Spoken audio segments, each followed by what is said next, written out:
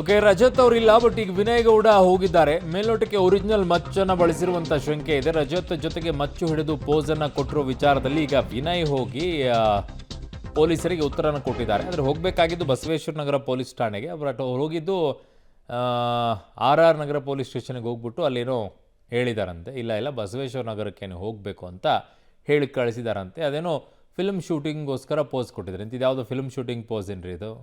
ರೀಲ್ಸಿಗೋಸ್ಕರ ಅದು ಕಣ್ಣಿಗೆ ಕಾಣಲ್ವ? ಅಲ್ಲಿ ಮಾಡೋದನ್ನು ಮಾಡ್ರಪ್ಪ ನೀವೆಲ್ಲ ಅಂತಂದರೆ ಇರಲಾರ್ದೆಲ್ಲ ಮಾಡ್ಕೊಳ್ಳೋ ಕೆಲಸ ಇದು. ಇರಲಾರ್ದು ಇರುವೆ ಬಿಟ್ಕೊಳ್ಳೋದು ಅಂತಾರಲ್ಲ, ಇದಕ್ಕೆ ಇರಬೇಕು.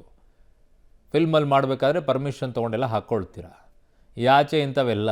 ನನಗೀಗಲೂ ಇದರಲ್ಲಿ ಅರ್ಥ ಆಗದೆ ಇರುವಂಥದ್ದು ಅದನ್ನೇ. ಆಗಲೂ ಕೂಡ ಹೇಳಿದೆ ನಾನು, ಮಚ್ಚು ಲಾಂಗು ಮಾರಾಟ ಮಾಡೋರಿಗೆ ಯಾವುದೇ ರೀತಿಯಾದಂತಹ ನೀವು ಕೇಸನ್ನು ಹಾಕಲ್ಲ, ಅದನ್ನು ಹಿಡ್ಕೊಳ್ಳೋರ ಮೇಲೆ ಕೇಸ್ ಹಾಕ್ತೀರಾ.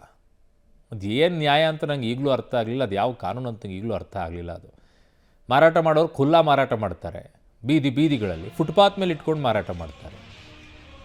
ಈಗ ಪೊಲೀಸ್ ಸ್ಟೇಷನ್ಗೆ ಹೋಗಿದ್ದಾರೆ.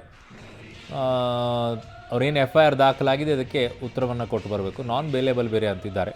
ವಕೀಲರನ್ನ ಕರ್ಕೊಂಡು ಹೋಗ್ಬೇಕು ಅಥವಾ ಒಳಗಡೆಗೆ ಹಾಕ್ತಾರ ಗೊತ್ತಿಲ್ಲ, ಏನು ಮಾಡ್ತಾರೆ ಅಂಥೇಳಿ. ಸದ್ಯಕ್ಕಂತೂ ಈಗ ಬಸವೇಶ್ವರ ನಗರ ಪೊಲೀಸ್ ಠಾಣೆಯಲ್ಲಿ FIR ದಾಖಲಾಗಿರೋದು.